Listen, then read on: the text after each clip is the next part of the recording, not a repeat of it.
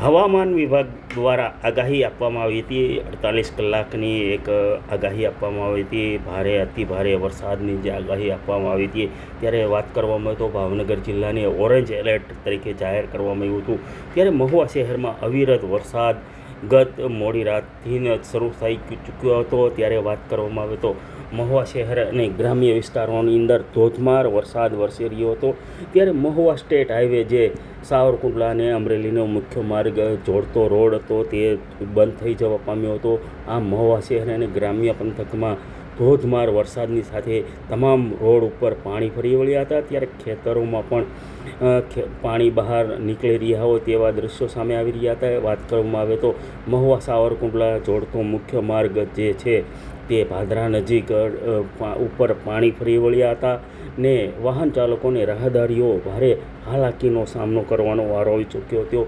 ત્યારે ચોક્કસ પ્રમાણે વાત કરવામાં આવે તો મહુવાથી સાવરકુંડલા જે અમરેલી જોડતો સ્ટેટ હાઈવે તો તે પાણીને લઈને પાણી ભરાવાની સાથે જે કેડસમાં પાણી ભરાઈ ચૂક્યા હતા તેને લઈને રોડ બંધ થઈ ચૂક્યો હતો। ત્યારે વાહન ચાલકો વાહનો તેના એક ટેકવી દીધા હતા અને રોડ ઉપર લાંબી કતારો જોવા મળી રહી હતી। ત્યારે લોકો પણ પોતાના ઘરે જવા માટે કાંઈક ને કંઈક ઉતાવળ હોય તેવા દ્રશ્યો પણ સામે આવી રહ્યા હતા। તે આ ધસમસતા પાણીના પ્રવાહની અંદર કેડસમાં પાણીના પ્રવાહની અંદર પોતે પડીને ઘેર જવાની ઉતાવળ હોય તેવું દ્રશ્યો સામે આવી રહ્યા હતા। આમ ઘેલસામાં પોતે પોતાનો જીવનો જોખમ કરી અને પાણીના પ્રવાહની અંદર પસાર થઈ રહ્યા હતા તેવા દ્રશ્યો સામે આવી રહ્યા હતા।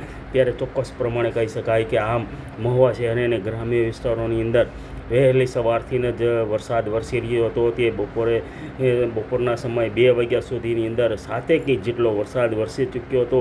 ત્યારે મહુવા શહેર અને ગ્રામ્ય વિસ્તારોને આમ મેઘરાજાએ જ્યારે ધમરોળી નાખ્યું હોય તેવા દૃશ્યો સામે આવ્યા હતા। બારે મેઘ ખાંગા તેવા દૃશ્યો સામે આવ્યા હતા અને અમરેલી સ્ટેટ હાઈવે જે બંધ થઈ જવા પામ્યો હતો તેને લઈને વાહન ચાલકો જે વાહનો પોતાના જે લાંબી કતારોમાં એક સાથે જોવા મળી રહ્યા હતા। ત્યારે લોકોમાં પણ કાંઈક ને કાંઈક ભયનો માહોલ જોવા મળી રહ્યો હતો। આમ સ્ટેટ હાઈવે બંધ થઈ જવા પામ્યો હતો। ત્યાં અમરેલી અને સાવરકુંડલાનો જે મુખ્ય માર્ગ મહુવા ભાદરા નજીક જે હતો તે ધસમસતા પાણીના પ્રવાહને લઈને આ રોડ બંધ થઈ જવા પામ્યો હતો।